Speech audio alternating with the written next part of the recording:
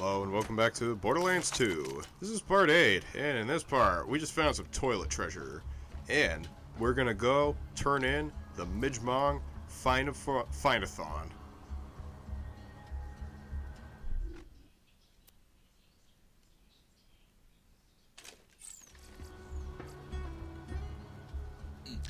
Picking up loot in order to sell it for later. For real, dude.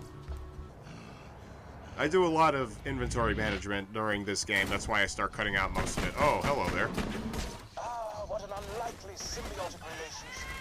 Satisfy me! Cooperating to survive this harsh environment. Also, the midget looks like a backpack, and that's funny. It's not that funny. It amuses Hemlock. Please be warned that Midgemong will despawn if you lose sight of him for too long, because he jumps around all over the goddamn place. And sometimes he will jump out of reach, out of range, out of sight, and then he will eventually make you start the whole fucking fight over again. Any subordinates for me to kill? You little midget. No, you've already cleared out everyone. No.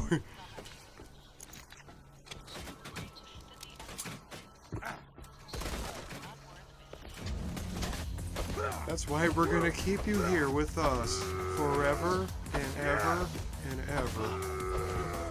Yeah. Beat that ass. Badass. Fuck you. We did it.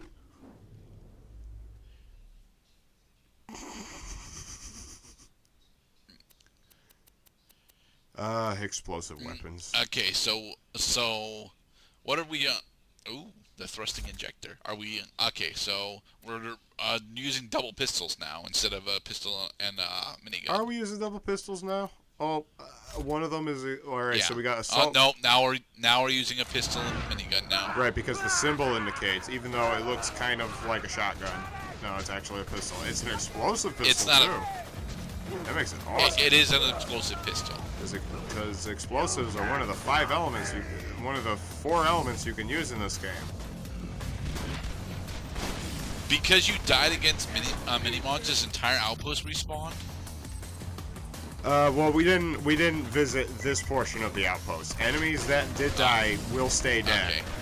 as long as you don't reload the level. But Midgemong himself, because I didn't kill him, he still has full health. Right. And now, basically, at this point, I'm waiting for my Gunzerker to recharge. Oh, or just get some fucking health vials. Going guns a-blazing.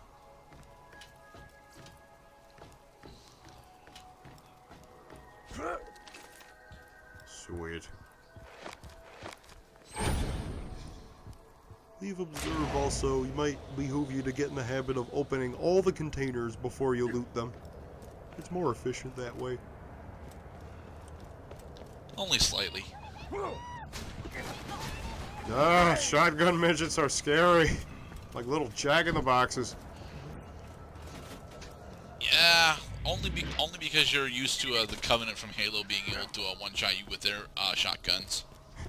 I actually forgot about those guys from the Covenant. That is a spot-on comparison.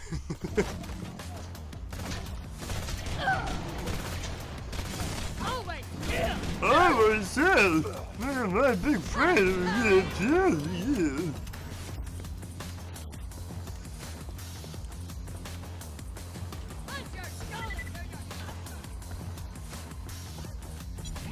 Welcome to Drive! Look alive out there! Yes, Dr. Zed, keep me alive, please. Alright, Gunzerker time. What the fuck is this shit? Where did he go? There he is. He's over there shooting a minigun at you. Son of a bitch. You little bastard! I'm here now. Yeah. The only thing that sucks about Gunzerker mode is that you can't aim down the sight, so your accuracy is going to be pretty terrible at all times. Hence why you should have upgraded your accuracy over your lower recharge time. I may consider that. Especially because I think at some point you do cap out on the marginal benefit you can get for each of the stats that you can upgrade using your badass tokens. So gun accuracy is probably going to be coming right up.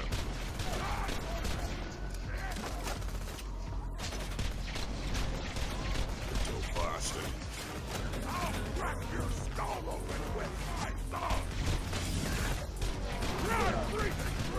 Yeah! And Alright. You can't handle the explosive. Slade. And I leveled up. Yay. Fracas was most helpful to my studies on Bullymong social structures. Return to the bounty board at your earliest convenience. Yes. Good day to you, sir. It's been my pleasure in searching this for you, sir. Good heavens. Mama's voice. Oh, kill 50 psychos. Gotcha. Yeah.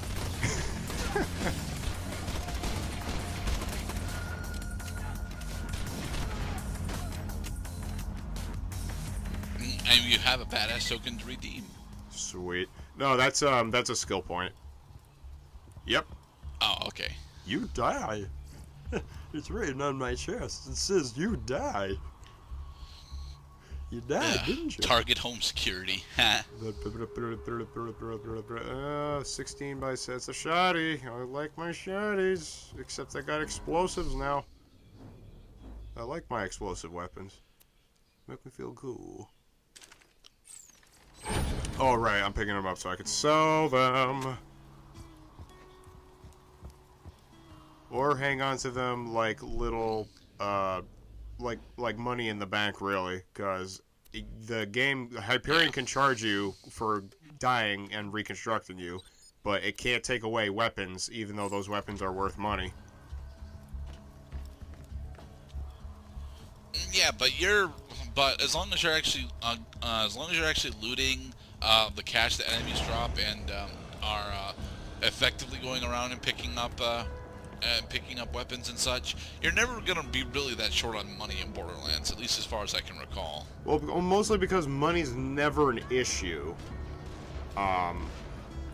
Again, because of the reconstruction system, which only ever takes a percentage of your money, not a fixed amount, which would cause a game over in other games, like fucking BioShock Infinite in the extra hard mode. If you don't have enough money, then you will lose the game and have to start from your last save point. And then as far as money goes, if you're happy with your shield, if you got an electric weapon, you got honestly, I think an electric weapon and a fire weapon are probably the only two weapons you really need, and anti-slag. Can't forget anti-slag. If you got each of those three, and you got a decent shield, you're probably all set, and you don't really need money.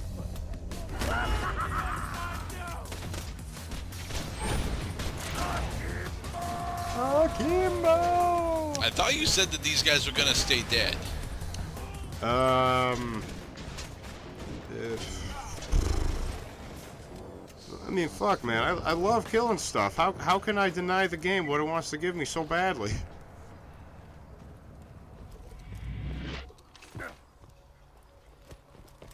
I mean, maybe they came back from dinner.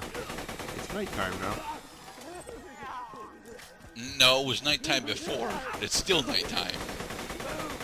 Time for breakfast. You got a whole frying pan full of whoop ass for you.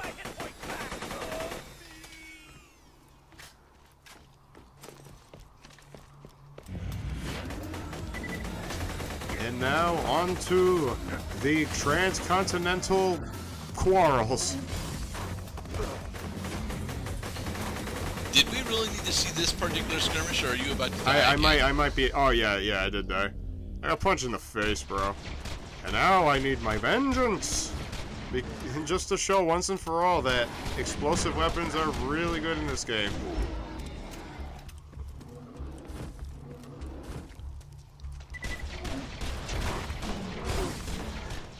Well, explosive weapons are specifically good against unarmored foes.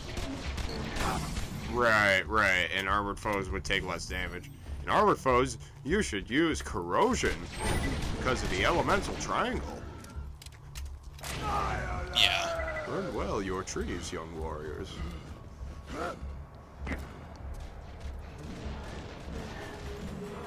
Yeah, fuck you. Give me my points. Although these guys are so low level that they're dropping pretty pitiful amounts of experience. Yeah, that's one thing that I hadn't noticed until just now. That experience scales down with level disparity. I hate that fucking feature.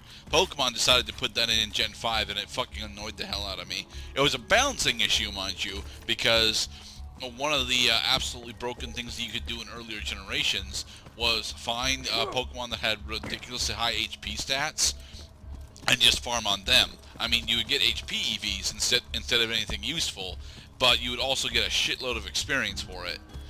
Right.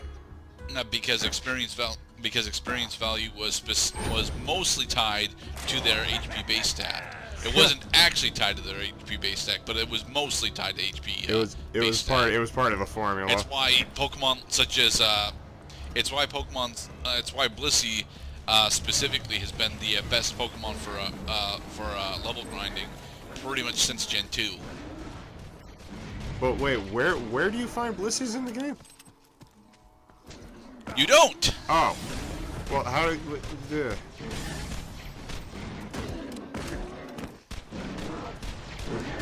But, holy marks. Yeah. Explain to me the things that I do not understand. Why? Alright, so, we know that, we've known that experience yield has been somewhat tied to HP value pretty much since Gen 5, specifically due to the fact of Audino. I think actually thanks to the online system that we got during Gen 4, people started experimenting around with the. I don't remember if it was a secret base feature or the underground feature that allowed you to send trainers to other people. It was probably secret base in Gen 3 that set this up, which allowed players to experiment with a team of 6 Blissey. Oh yeah, now okay, because I remember this. It's all coming back to me now. The secret base, that was how my brother had a copy of me in his game, and I had a copy of my brother in his game, and that was really cool how we could do that. I love the secret bases. Yeah. And then the secret bases were honestly really nice, and it's a thing that I wish that they would actually keep as a mainstay, but now they keep wanting to experiment with other social features instead. And some of those social features are pretty cool, like PSS, but PSS does not include secret bases, which is sad. Right. Okay, so very early game, you could get a team of 6 Blisseys, grind up EV stats for HP, get a shitload of HP for all your Pokemon, because you could fight that character as many times as you want, and yeah. Broken. Well, it wouldn't actually be early game. In fact, you would need to have someone effectively cheat in a team of 6 Blisseys and send it to you. Let the cheating begin. Because Gen 3 attaining Blissey is a bitch. Like, it's definitely possible with Fire Red and Leaf Green, but I don't think that Ruby, Sapphire, Emerald gave you access to to Chansey specifically. And Happiny didn't exist at that point. Max health. And I'm pretty sure there wasn't I'm pretty sure Colosseum and Gale of Darkness did not actually have a Chansey to capture either. Well, Blissey is reload speed. One of the more reload speed or gun Pokemon. damage. Yeah, I think reload speed. Yeah. Nope, gun damage. Okay, whatever. And in the next part, we will continue on attempting to kill Boom Boom.